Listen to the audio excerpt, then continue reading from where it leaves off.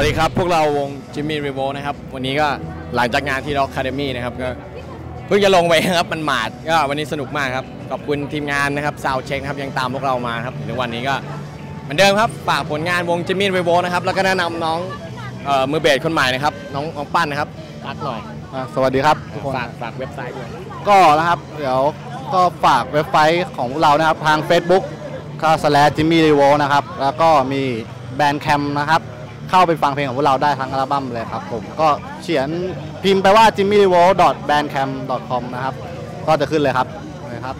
พี่บอลปิดท้ายนะครับก็ฝากติดตามไปเรื่อยฮะผลงานก็เดี๋ยวมีมาครับครับผมครับนี่ขอบคุณซาวด์เช็คมากครับเจอพวกเรางานหน้าครับขอบคุณครับซาวด์เช็ค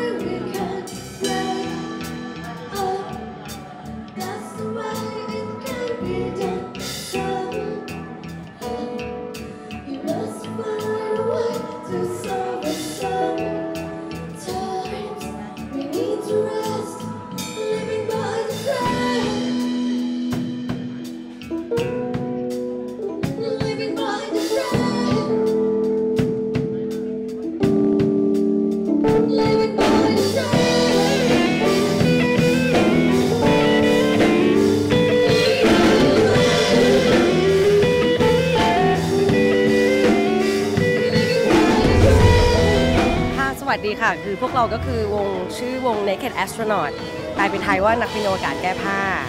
ก็สมาชิกของพวกเราก็จะมีทั้งหมด5คนนะคะก็คือจะมีพี่บีฟก็จะเป็นมือคีย์บอร์ดน้องพีจะเป็นมือกลองค่ะแล้วก็คุณเน็ตก็จะเล่นกีตาร์ส่วนตัวเองก็คือชื่อออยนะคะก็จะร้องนำค่ะแล้วก็น้องมอนี่ก็คือจะเล่นเบสแนวเพลงของ Naked Astronaut เนี่ยเรามุ่งเน้นที่จะทำเพลงอิเล็กทรอนิกส์แต่มันก็จะมีกลิ่นอายของร็อกแล้วก็มีดนตรีแจ๊สแล้วก็จะมีซาวด์ของทริปฮอปเข้ามาร่วมด้วยนะคะจริงๆค่ายเพลงของเราคือค่ายเพลง Comet Records ก็จะมี The Connector แล้วก็ Naked Astronaut ก็คืออยากจะให้ทุกคนติดตามกันเร็วๆนี้ค่ะเราจะจัดงานค่าย Comet Records ที่ซอย Factory เจริญกรุงซอย24อะค่ะอยากให้ทุกคนติดตามมาชมผลงานของเรากันตอนนี้วง Naked Astronaut นี่คือกำลังเร่งอัดทำแผ่นไวนิลแล้วก็แผ่นซีดีอยู่ค่ะแล้วก็อีกไม่นานนี้คือเราจะมีเป็น SoundCloud ก็คือเข้าไปที่ SoundCloud แล้วก็เซิร์ชหาชื่อวงได้เลยก็คือ naked naked/astronaut นะคะก็คือเราจะเอาพวกแบบซาวที่เรามาเล่นสดอะไรต่างๆเข้าไปใส่ไว้ทุกคนก็สามารถเข้าไปชมได้หรือถ้าอยากติดตามเราได้ใน Facebook ก็เซิร์ชหาชื่อเดียวกันก็คือจะอยู่ใน Facebook หรือจะเข้าไปที่ Comet Records ก็ได้ค่ะ Soundcheck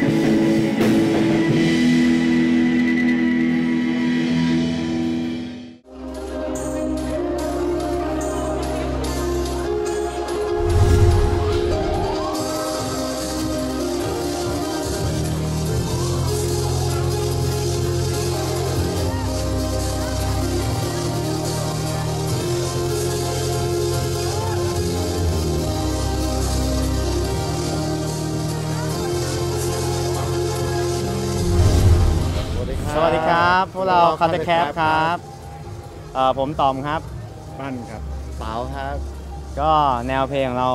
ก็เน้นพวกอิเล็กทรอนิกส์หน่อยๆครับไม่พยายามเป็นบีทเต้นรำซะส่วนใหญ่เป็นแดนซ์ ป๊อป อะไรอย่างเงี้ยครับ แต่ยืนพื้นอยู่บนซินธิไซเซอร์ ยืนพื้นอยู่บนอิเล็กทรอนิกส์ อิเล็ก นะ ท ค ร รั อบ นิกส์มิวสิก ผู้คนหลายคนถือว่าให้ความสนใจกับ ดีครับมีเพื่อนๆนักดนตรี เป็นเพื่อนนักด ส น นุ ต ก รี กัน สนใจแนวเพลงนอกกระแส จัดเรื่อยๆ การ ค ย้ายเรื่อยๆ ค แบ รับบ นี้ ได้ครับ ก็ตอนนี้มีเพลงใหม่เพิ่งออกมาชื่อไม่มีคำตอบภาษาอังกฤษก็ without doubt นะครับเพิ่งรีลีสใน iTunes ก็มีใน YouTube ก็มีครับ แล้วก็แฟนเพจของเราก็ใน Facebook ก็ cut the crap ไว้แคปกับแคปสะกดด้วยตัว B อะครับตัดปูอะครับ นี่ครับ Sound check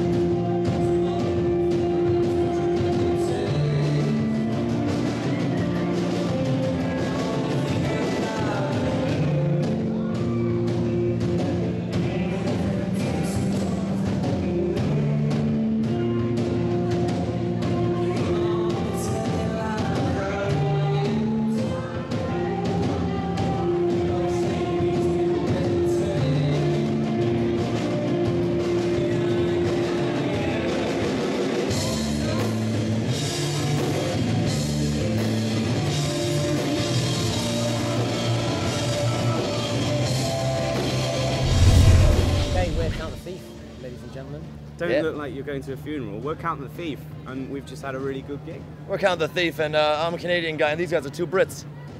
I had a great time. I quite enjoyed McDonald's just around the corner. We had some food there earlier. That was good. I am completely soaked. I'm Yeah. very sweaty. The crowd, Studiak, amazing. Crowd Awesome were people, awesome. awesome Yeah. venue, great organisers, the whole scenery, everything, the visual arts, it was amazing. I Iman loved it. setting this up was I one of the loved best it. things. A Really cool good. gig. Well, basically, I'm Danny, play a bit of guitar, a bit of bass, sing. I'm Dave. I play bass and guitar and drums. And I'm Toby, and I play drums and guitar and a bit of singing as well. Check us out at facebook.com/CountTheThief. Sound check!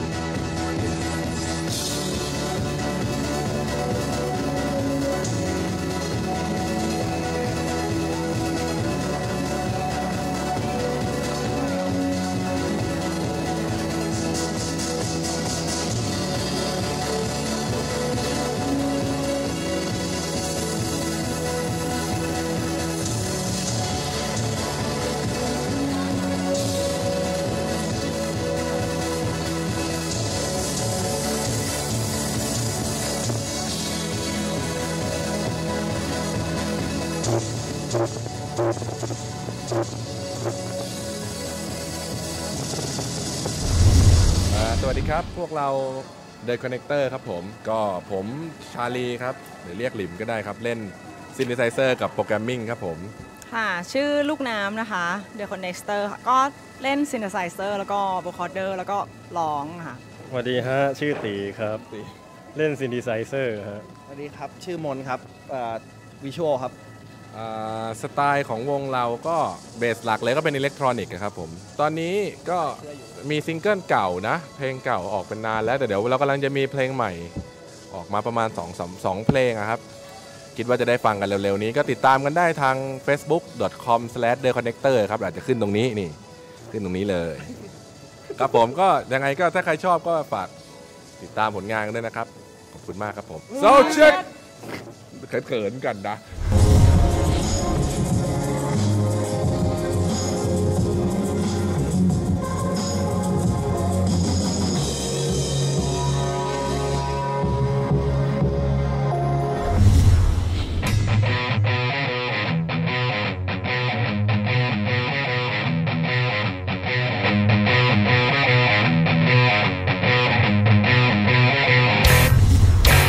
Okay,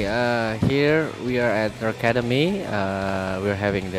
We just finished the event, the show, Nowhere and 7. This time we had like electronic and rock bands. So apart from that, also we have the additional element of surprise, which is the visual mapping or projection mapping. And thanks for Academy. Thanks for Soundcheck TV,